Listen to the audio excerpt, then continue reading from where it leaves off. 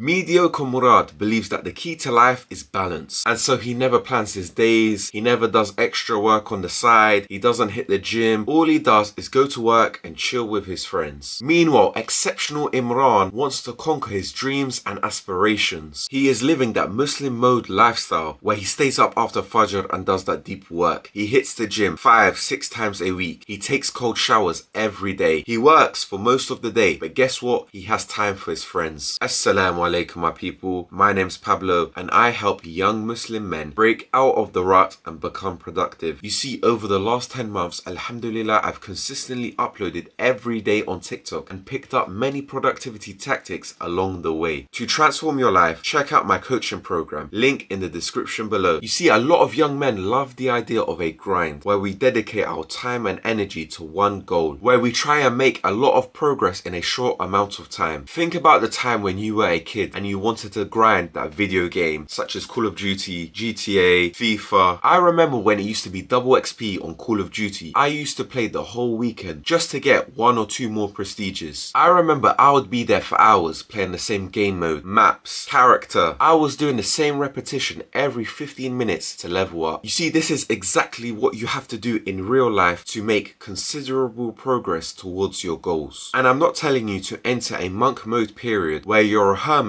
and work for 12 to 16 hours every day for the next 12 months. Because I don't think that's good for your physical or mental health. But what I am suggesting is that you enter into a period where you do more work than 99% of people, but it's not taxing on your mental or physical health. And that's why I thought of something better, and it's known as Muslim mode. And the thing is, yeah, many people have talked about a Muslim mode. However, I have my own version. So this Muslim mode protocol is essentially a lifestyle that you implement that will allow you to achieve your goals. So the general gist of the Muslim mode protocol is that of course you pray your 5 salahs every day, regularly exercise, work on your business, do the good habits while minimizing the bad ones. You see, the main rule of the Muslim mode protocol is to fit your day around the salah. You see, us Muslims nowadays, yeah, we fit salah into our day when in reality it should be the opposite. You see, I'm not trying to give dawah because my Islamic knowledge is very limited. However, what I do know is that salah is the most important action that you need to take as a Muslim. So that's why it's imperative to schedule your day around the salah. Subhanallah, what do all these entrepreneurs and self-improvement influencers preach? To wake up early and do the work. And you see, as Muslims, we're so fortunate because we are obligated to wake up and pray the first prayer of the day, Fajr. And the thing is, yeah, if you're from the UK or somewhere in Europe, it varies from 3 AM to even as late as 6 AM. So the first key principle of the Muslim mode protocol is to start your day with Fajr. Of course, wake up, do wudu, pray sunnah, then pray fard. But the next key step is to stay up after Fajr and do the most important task, the deep work that is difficult. So for example, every morning without fail, after I finish praying, I'll go to my desk and write YouTube scripts. This is because for me, it's the most difficult task that needs to be done. You see, doing that work in the early mornings is what separates you from the rest. You waking up early and doing that work will be the reason you achieve your dreams. It's that period of focus which can make the difference and change the trajectory of your life. Firstly, there's literally barakah in the morning. As the Prophet Muhammad sallallahu alaihi wasallam said, "Oh Allah, bless my nations in their early mornings." And this can be found in Al-Tirmidhi. Also, when you wake up first thing in the morning, your brain power is at the highest. And the reason why this is significant is because it's needed to do those hard tasks. You need a high level of cerebral power to do certain tasks. So for example, you're an editor. It would be much more easier if you sat down first thing in the morning and started doing high quality edits, rather than doing it late in the evening when the ideas are not coming, you have all this brain fog, your mind isn't fresh. Furthermore, because most people are asleep, your friends, your family, it's much easier to do work. Think about how many times you're there trying to do work, trying to concentrate, but your friend calls, your mum calls, your dad calls, your brother tells you to do something. So let's say you're trying to do some intellectual work like writing a newsletter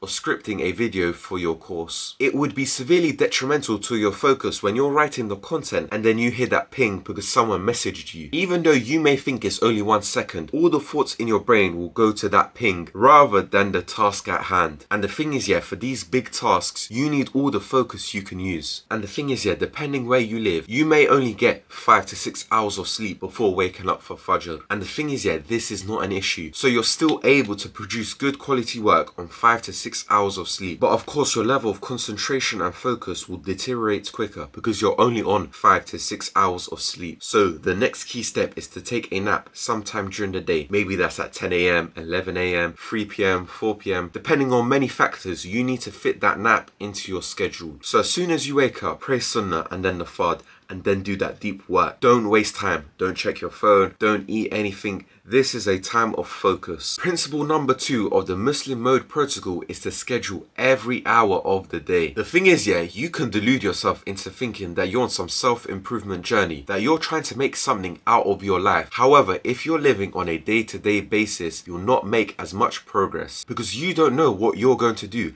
And that's exactly how mediocre Murad lives. He wakes up and he doesn't know what he's going to do first thing in the morning. Meanwhile, exceptional Imran knows exactly what he's going to do every day because the evening before, he writes a schedule. Who do you think is more likely going to make progress towards their goals? You see, the thing is, yeah, a schedule stops you from wasting time because you know from 6 a.m. to 7 a.m, you need to write that YouTube script. You can't spend 2 to 3 hours on it because if you do, other things will be affected. And think about it, how many of you had to do certain tasks during the day and then when the evening comes, you haven't even completed half of it? You're like, where did the time go? And the thing is, yeah, if you don't schedule and track your time, it can be easily lost. And this is exacerbated by the fact that your time is so finite. Once it's gone, it's gone. You can never get it back. Also, with a timetable, you don't squander unnecessary brain power thinking, shall I do this task or shall I do that task? All you have to do is check the piece of paper and see, alright, I need to record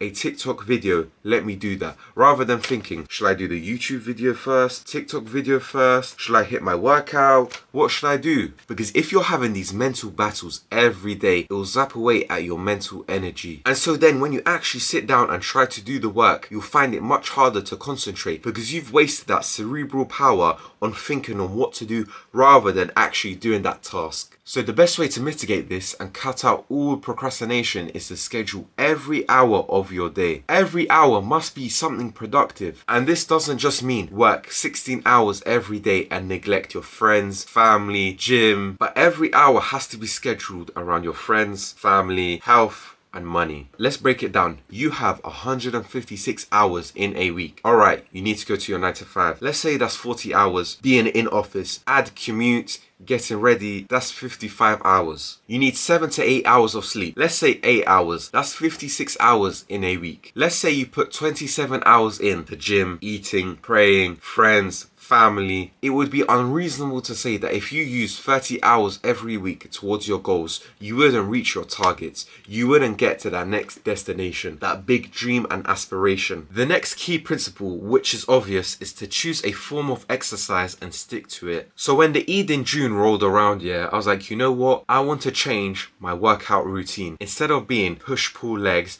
I want to do my own form of bro split. So in this case, I'll do chest on Monday, back on Tuesday, arms on Wednesdays, then chest again on Thursday, then Friday would be shoulders, Saturday's leg day, and then Sunday rest. So in this way, I knew each day would target a specific muscle group. Because when I was doing push-pull leg, sometimes I'll do 3 days in a row and then have a rest. Sometimes 5 days in a row and have a rest. Then sometimes I'd have 2 days in a row of rest. So it was very sporadic and random. You need to have a consistent routine where you know what workout you're doing or form of exercise every Monday to Sunday. So it won't be a case where one Monday you're doing chest, then the next Monday you're doing leg day, then the next Monday after that you're having a rest day. You need to also do it at the same time every day, whether it's the weekday or the weekend, because in this way it will become much easier to stick to it and become a staple in your routine. And furthermore, you won't lose cerebral power thinking, what time should I work out today or should I have a rest day?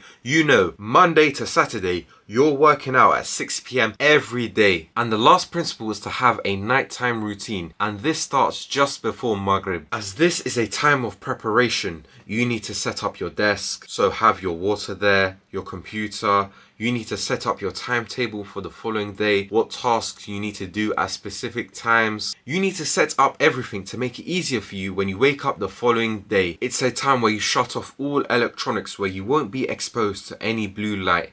for the next hour or two. And so in this way, it'll be much easier for you to fall asleep. And lastly, when Isha comes, you pray as soon as you can, go to sleep. So therefore, you can get as much sleep as possible before waking up for Fajr. And so it won't be a case where you're going to sleep 3 hours after Isha. And so you'll have like 2-3 hours of sleep before waking up for Fajr, and your eyes won't even open to pray, let alone doing that hard work. I also recommend choosing wisely when you're going to go out for motives. I'm not one of those people that say cut off everyone because your friends have rights upon you. What I'm saying is you don't say yes to every single motive. Like in the last week, my friendship group had 4 motives in the same week. This is unprecedented, of course, but I said no to 3 of them. I only said yes when I completed all my work during the day. However, the other 3 times I declined the invite, I had to do certain tasks. I can guarantee you, if you implement this Muslim mode protocol into your life, you'll make substantial progress towards your goals. Remember, productivity is the path to your dream life.